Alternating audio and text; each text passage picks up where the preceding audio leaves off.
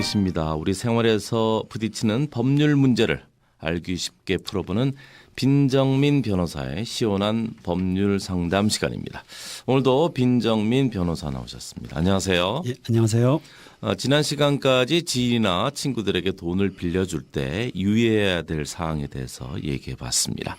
우선 제대로 된 차용증을 작성하는 요령에 대해서 살펴봤고요. 가능하면 돈을 지급할 때는 돈을 빌려준 사람과 빌려가는 사람 명의의 금융거래를 이용하라는 것, 마지막으로 법적 조치를 빨리 시작하라는 얘기를 해 주셨습니다. 자, 그럼 오늘은 어떤 내용입니까? 네, 오늘은 지난 시간에 잠시 말씀드린 바와 같이 내용 증명에 대해서 말씀드리도록 하겠습니다. 이 내용 증명이라는 용어는 지난 시간에 말씀드렸던 차용증만큼이나 청취자 여러분들께 익숙한 용어일 텐데요. 네. 주로 여러 가지 법적 분쟁이 생겼을 때 흔히 우리는 내용 증명을 보내겠다라는 말을 많이 하기도 하고 또 듣기도 합니다. 저도 변호사가 되기 전에 이런 말을 들으면 왠지 긴장했던 기억이 납니다. 네.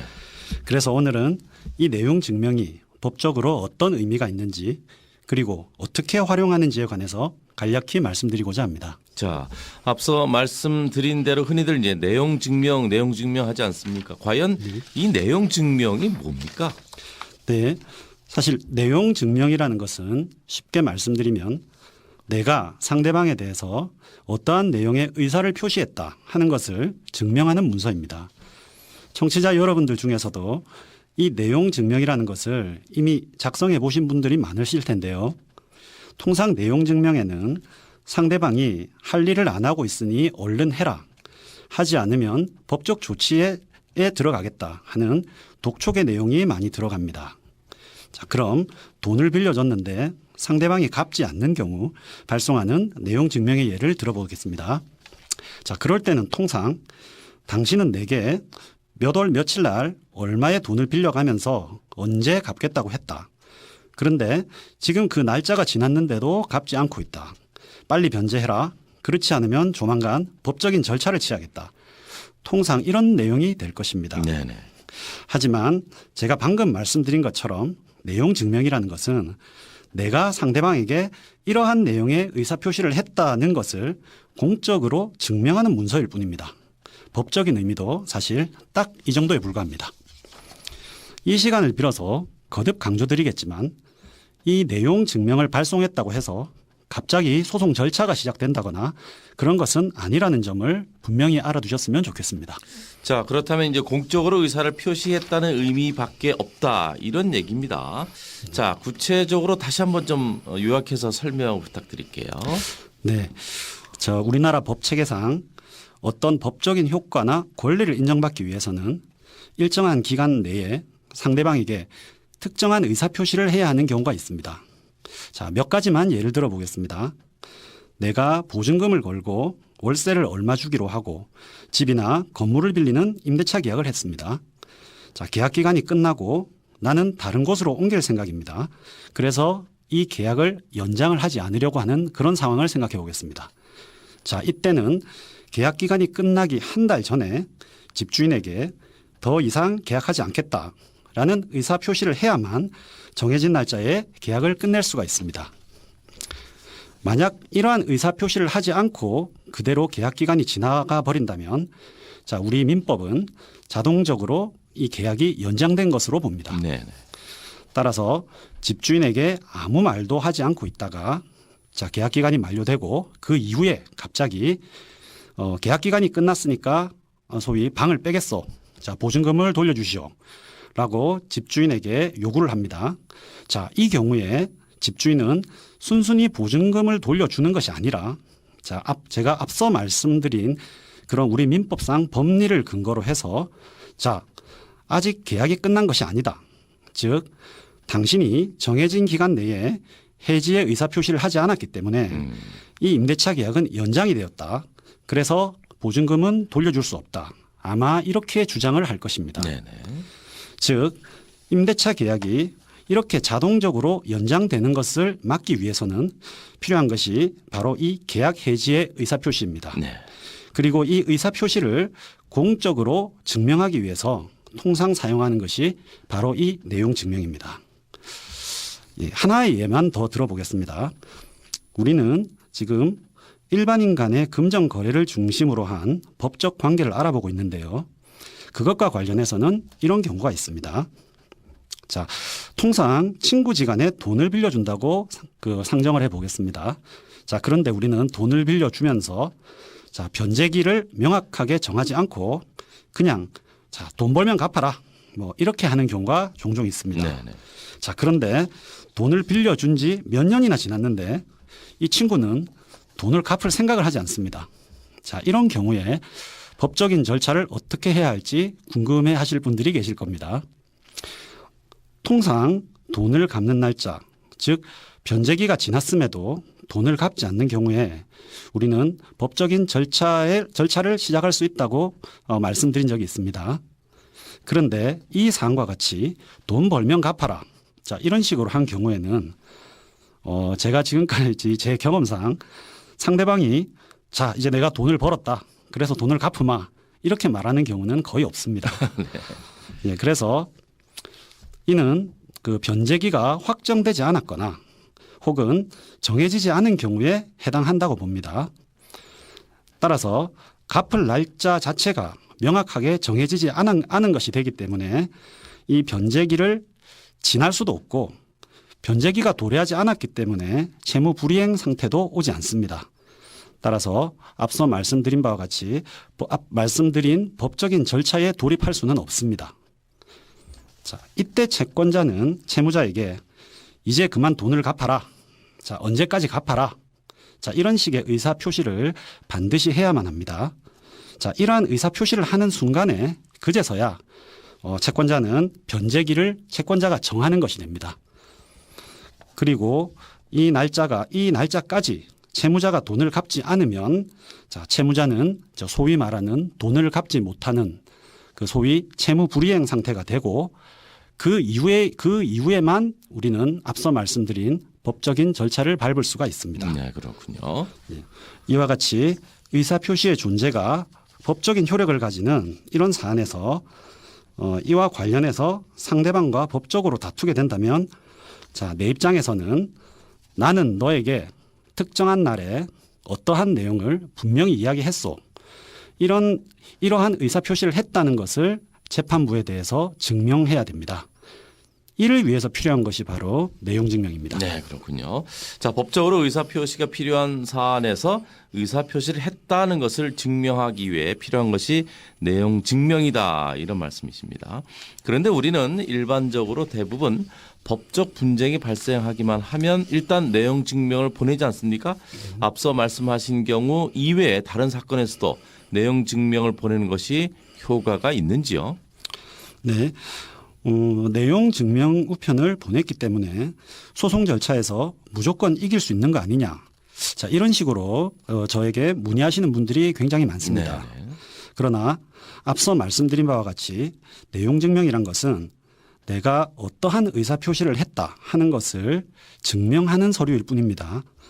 따라서 내용 증명 우편을 보냈다고 해서 그것만으로 내가 주장하는 사실이 다 받아들여진다거나 권리가 다 인정된다거나 하는 그런 효력은 없습니다. 자, 그걸 발송했다고 해서 법적인 절차가 곧바로 시작되는 것도 아닙니다. 다만 앞서 말씀드린 바와 같이 소송 등 법적 절차에서 필요한 경우에는 내가 이러한 의사표시를 했다는 사실을 입증하는 명확한 증거로 사용될 수는 있을 뿐입니다. 그리고 앞서 말씀드린 저런 사안들이 아닌 일반적인 사안의 경우 어떤 분쟁이 발생했을 때 상대방에게 내용 증명을 보내는 것 자체는 괜찮습니다. 괜찮지만 이는 상대방에게 내가 곧 법적 조치를 취할 수 있다 하는 그 의사를 전달해서 상대방의 빠른 이행을 촉구하는 정도의 의미밖에는 없음을 알아두셔야 됩니다. 자, 거듭 강조드리고 있습니다만 내용 증명은 법적 절차의 아주 작은 한 부분에 불과합니다. 따라서 내용 증명을 보냈다고 해서 법적 절차가 시작되었다거나 혹은 소송에서 내가 무조건 이길 거라는 오해는 하지 마시라. 이런 말씀을 꼭 드리고 싶습니다. 네. 내용 증명이 갑의 위치에 있지는 않다. 뭐 이렇게 쉽게 이렇게 설명이 가능할 것 같습니다. 지금까지 이제 내용 증명의 법적인 의미에 대해서 살펴봤습니다. 내용 증명 우편을 보내는 것이 좋지만 그것만으로 법적 절차가 시작되거나 끝난 것은 아니라는 점 꼭 기억해 두시면 되겠습니다. 자, 이제 구체적으로 내용 증명을 어떻게 작성해야 되는 거죠? 네. 우선 그 문서 제목 및 인적사항 기재에 대해서 말씀드리겠습니다. 자, 차용증과 마찬가지로 내용 증명도 법적으로 어떤 정해진 양식은 없습니다. 하지만 반드시 기재하셔야 할 내용은 있습니다. 자, 우선 문서의 제목은 보통 내용 증명이라고 표시를 합니다. 하지만 꼭 내용 증명이라고 쓰지 않으셔도 됩니다. 네. 아무데나 그 필요한 어떤 계약서라든지 아니면 의사통지, 또 독촉이라는 표현, 여러 가지 표현이 있는데 제목은 크게 중요하지 않습니다. 그 다음은 보내는 사람과 받는 사람을 기재하셔야 됩니다. 역시 지난 차용증 작성 요령에서 말씀드린 바와 같이 가능하면 받는 사람의 주민번호, 주소, 연락처 등은 정확히 기재를 하셔야 됩니다. 다만 차용증과 달리 내용 증명은 한쪽이 일방적으로 작성하는 것이라 그 정확성을 확보하는 것이 쉽지는 않습니다.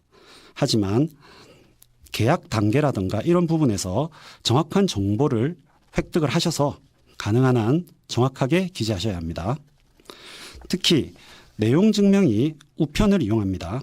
그래서 일반 우편처럼 봉투에만 이름을 기재하시고 안에 있는 내용물에는 그냥 편지 쓰시듯이 내용만 기재하시는 경우가 있는데 그렇게 하시면 안 되고 안에 있는 봉투 안의 내용물에도 반드시 이 인적사항을 꼭 기재하셔야 됩니다. 네, 알겠습니다. 자, 그럼 내용 증명의 구체적인 내용은 어떻게 작성해야 되죠?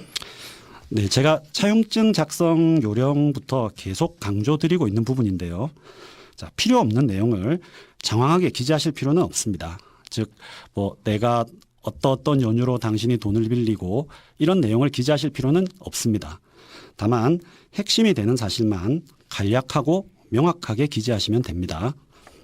자, 예를 들면 돈을 빌려가서 갚지 않는 경우라면 자, 당신이 언제 나에게 얼마의 돈을 빌려가면서 언제까지 갚기로 했다. 그런데 오늘이 며칠인데 즉 변제기가 지났는데 아직도 안 갚고 있다. 따라서 언제까지 갚지 않으면은 법적 절차에 들어가겠다. 이 정도의 내용이면 충분합니다. 다만 이 내용들에 대하여 시간과 날짜 등을 정확하게 특정해서 기재해 주셔야 됩니다. 네. 그리고 역시 마지막은 이제 작성 일자, 서명이 꼭 필요하겠죠? 네, 그렇습니다. 자, 작성 일자는 항상 기재하시는 것이 좋습니다. 자, 이 내용 증명은 내가 언제 누구에게 어떠한 내용의 의사표시를 했다는 것을 공적 기관인 우체국이 증명해 주는 것이라고 말씀을 드렸습니다. 그래서 내가 내용 증명 서면에 기재한 날짜가 아니라 우체국에서 찍어줍니다. 이 서면을 가져가면 우체국에서 발송 일자를 도장을 찍어주는데 그 발송 일자가 법적인 판단의 기준이 됩니다. 그래서 서류상에는 작성 일자를 기재하지 않으시거나 혹은 다르게 기재하시는 분들도 간혹 계십니다. 하지만 항상 법적인 문서에서는 올바른 작성 일자를 기입하는 습관을 가지시는 게 좋습니다. 그리고 서명의 경우는 차용증의 경우와 달리 작성자만 날인을 하시면 됩니다. 따라서 반드시 인감 도장 등을 사용하실 필요는 없고 서명이나 노란색 막도장도 무방합니다. 네. 자, 이렇게 작성한 내용 증명을 이제 발송을 해야 될 텐데요. 우체국에서 발송을 하는 거죠? 네, 그렇습니다. 사실 내용 증명이 다른 법적인 문서와 차이가 있는 부분이 바로 이 부분입니다. 우선 내용 증명을 발송하기 위해서는 해당 문서를 세 부를 만드셔야 됩니다. 세 부입니다. 통상 원본 한 부에 복사본 두 부를 준비하시면 충분합니다. 이 세 부를 가지고 우체국에 가셔서 내용 증명을 보내겠다고 하시면 우체국에서는 이 내용 증명임을 나타내는 사각형의 스티커를 그 세 부에 모두 붙여줍니다. 이 스티커를 붙여주고 한 부는 상대방에게 발송을 합니다. 그리고 한 부는 우체국에서 보관을 하고 나머지 한 부는 작성자에게 돌려줍니다. 그래서 세부가 필요합니다. 자, 말씀드렸다시피 내용 증명 서류에는 스티커를 붙여주기 때문에 미리 이 내용 증명 서류를 봉투에 넣어서 뭐 봉하시고 풀로 붙이시거나 이렇게 가시지 마시고 우체국에서 스티커를 붙이신 뒤에 거기서 봉투에 넣으시길 바랍니다. 네. 자, 내용 증명 한 부를 우체국에서 보관을 한다는 사실, 저도 오늘 처음 알았는데요. 이건 어떤 의미를 갖는 겁니까? 네. 우체국에서는 우리 관련 법률에 의하면 우체국에서 이 내용 증명을 3년간 보관하게 됩니다. 네. 그래서 3년 내에 만약 내가 가지고 있던 내용 증명 서류를 분실했을 경우에는 우체국에 문의를 하시면 다시 그 내용 증명 서류를 확보하실 수 있다는 장점이 있습니다. 아, 네. 자, 이렇게 내용 증명을 이제 발송을 하게 됐는데 이렇게 발송만 하면 모든 게 다 이루어지는 건지요? 아, 그렇지 않습니다. 우리 민법상 원칙적으로 의사 표시의 효력은 상대방에게 도달, 즉 도착하는 순간부터 발생하게 됩니다. 즉 내가 발송한 내용 증명을 상대방이 받아 보아야만 비로소 그때부터 효력이 발생하게 됩니다.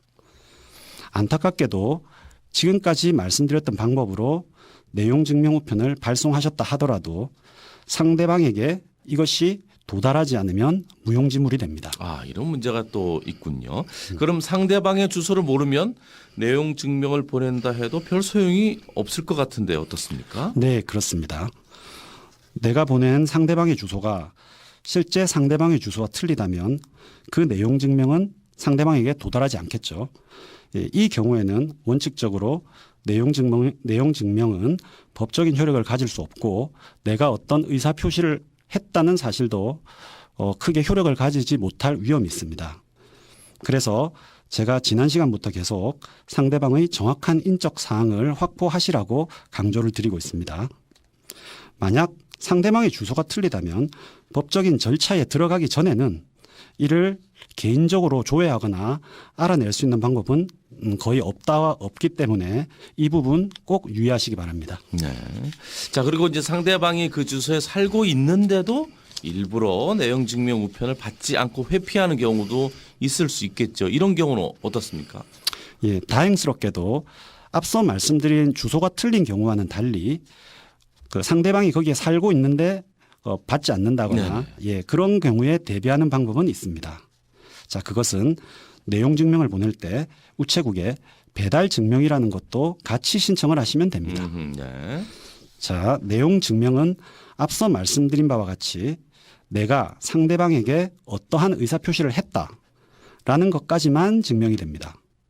그런데 배달 증명을 같이 신청을 하시면 이에 더해서 상대방이 이러한 나의 내용 증명을 언제 받아보았다 또는 상대방 측의 누군가가 상대방 측의 누군가가 이것을 언제 받았다 하는 이런 도착 즉 송달이 됐다는 사실까지 증명이 가능합니다. 네.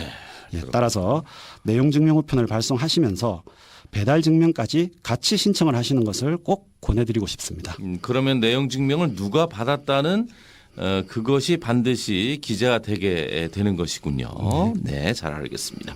지금까지 법적인 의사표시를 하는 방법인 내용 증명 우편을 발송하는 방법까지 살펴봤습니다.